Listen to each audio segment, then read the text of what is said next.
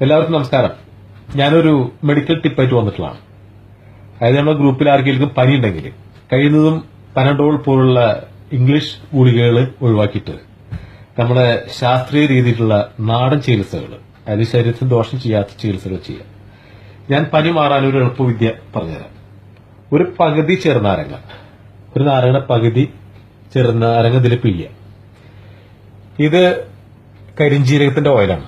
കരിഞ്ജീരകം, black seed oil. ഇതിലേക്ക് ലേശം വെറ്റിക്കുക. ഇത്രയും കൊണ്ടോ. എന്നിട്ട് തിളക്കിയിട്ട്, കുറച്ച് ബുദ്ധിമുട്ടുണ്ടാവും, പക്ഷെ ഇത് കഴിച്ചാൽ സൂപ്പറാ. പനി പെട്ടെന്ന് മാറും.